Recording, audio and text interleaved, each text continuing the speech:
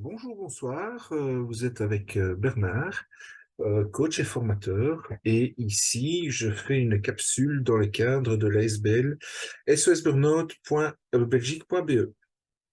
Donc, je vous souhaite la bienvenue. Ici, cette capsule va parler de la pyramide de Dietz. Je vais vous expliquer en quoi elle consiste, en quoi est-ce pertinent dans le cadre d'un je veux dire, dans la résolution, je dirais, dans l'accompagnement au burn-out, qu'il soit professionnel ou parental.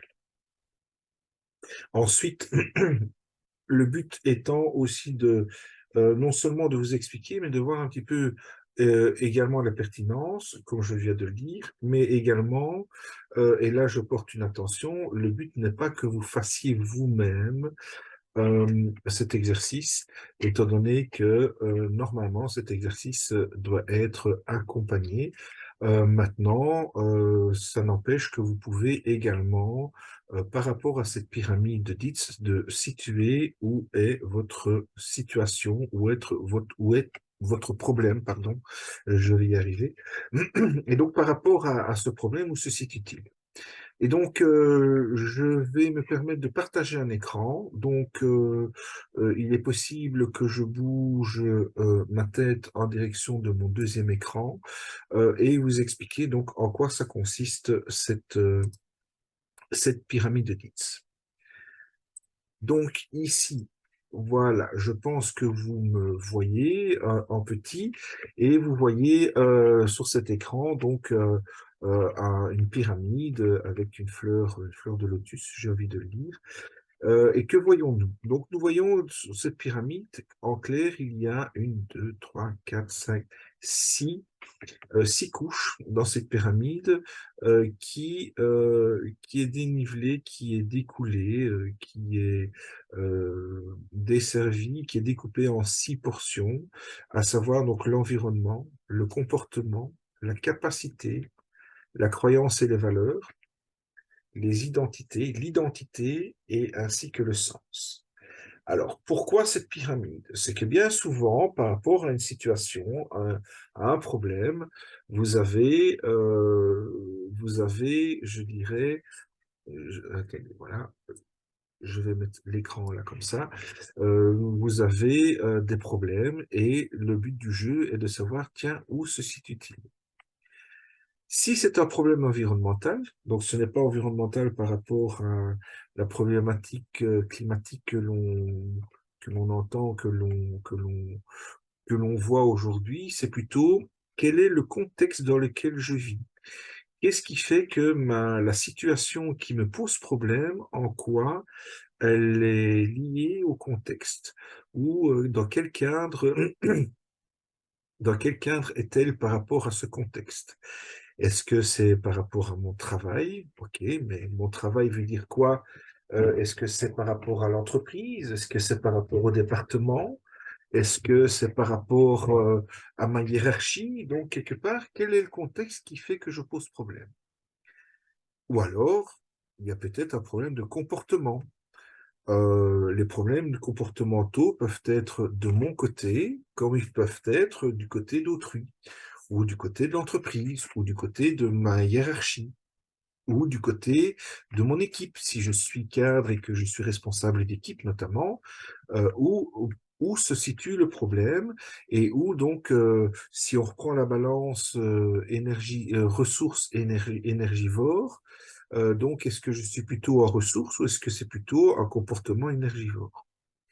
Je fais une petite parenthèse. Normalement, il y a une capsule de 30 minutes, un petit peu plus de 30 minutes, qui explique le produit Profil INC, qui est fort basé sur la partie comportementale et sur la partie de valeurs également, et donc qui permet donc de travailler là-dessus. Ceci dit, pour revenir à cette pyramide de Dietz, où est mon problème? Où se situe le problème au niveau du comportement? Est-ce que j'ai un mauvais comportement? Est-ce que mon comportement est approprié, mais la forme doit peut-être changer? Dans quel cas, ben, ai-je les capacités, là nous arrivons tout doucement au troisième tas, je dirais, de la pyramide, quand bien même j'ai envie que ça change, que mon comportement est plutôt dans le changement et que mon comportement veut que je veuille améliorer les choses, il y a probablement, ou peut-être, ou pas, peu importe, il y a probablement un problème de capacité. Dès lors, si je remarque que je ne suis pas capable, en dehors de l'abandon, c'est peut-être de suivre une formation, d'être aidé, d'être accompagné pour justement monter en compétences. À cela s'ajoute le côté croyance et des valeurs. Quelle est la différence? La croyance, c'est que par rapport à un système dans lequel je vis, je pense que, je crois que par rapport à mon vécu notamment, j'affirme que, ok, c'est très bien, pourquoi pas. Mais en même temps, est-ce que ces croyances, bien souvent, sont bonnes ou elles sont plutôt limitantes? Et dans quel cas, si les croyances sont limitantes, il est peut-être intéressant de les éclater, je dirais, de les remettre en question pour voir qu'est-ce qui est vrai, qu'est-ce qui n'est pas vrai. Et j'ai envie de prendre un exemple qui me concerne, que je vous partage bien franchement et en toute transparence. Je suis quelqu'un qui a été éduqué assez durement, je dirais, où mon éducation est assez stricte et où la première chose que l'on m'a inculquée notamment, c'est de savoir dire bonjour et de savoir dire merci.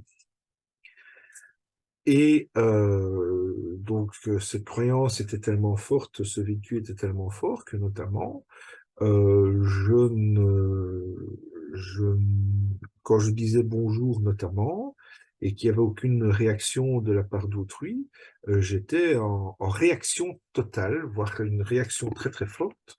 Et à un moment donné, je ne comprenais pas, puisque moi, je disais bonjour, ben pourquoi l'autre ne savait pas dire bonjour? Et en fait, j'ai eu la chance d'en discuter avec plusieurs personnes, dont une notamment qui m'a dit, mais enfin, Bernard, est-ce que cette personne a entendu? Ben, je lui ai dit, mais est-ce que cette personne a entendu? Peut-être qu'elle, elle était dans son monde parce qu'il y avait une problématique et effectivement, elle fonctionnait en automatique. Elle faisait ses courses dans le grand magasin et ben, elle prenait son pot ravioli ou peu importe ses pâtes et finalement, est-ce qu'elle t'a vraiment entendu? Ben, je lui ai dit, mais est-ce que tu as la certitude que cette personne a entendu ta bienveillance? Et là, effectivement, j'ai dû accepter le fait qu'il y avait une possibilité que l'individu qui était en face de moi ne puisse pas avoir entendu mon message. Dès lors, ma croyance de dire, ben, quand je dis bonjour, il est normal de recevoir le bonjour en retour, ben non. Ben non, parce qu'effectivement, ma réalité et la réalité de la personne d'en face est totalement différente et je ne sais pas ce que cette personne vit. Donc voilà, c'est juste un petit exemple par rapport à la croyance et par rapport à ses valeurs, ben, nous avons tous toutes et chacun et chacune des valeurs bien ancrées, qu'elles soient des valeurs éducatives, des valeurs de travail, des valeurs au fur et à mesure du temps que l'on a acquises. Et donc, ces valeurs sont notamment la bienveillance, ces valeurs peuvent être la patience, la valeur peut être aussi l'ouverture. Et effectivement, si vous vivez dans un monde où vos valeurs ne sont pas respectées, à un moment donné, vous allez être en défaut. Quand je dis en défaut, ce n'est rien de mal, mais vous allez être en,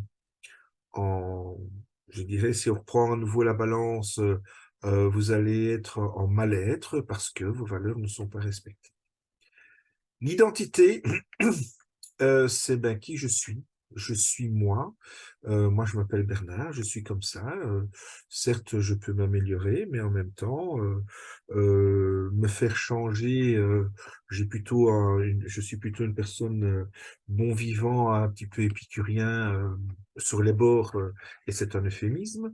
quelque part, ce côté épicurien, je ne changerai pas parce que je suis né comme ça.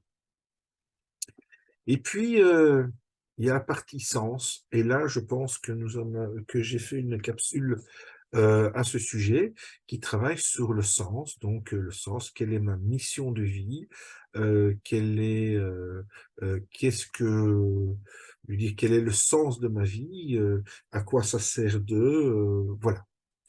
Alors, donc, je viens de vous expliquer les six couches de cette pyramide.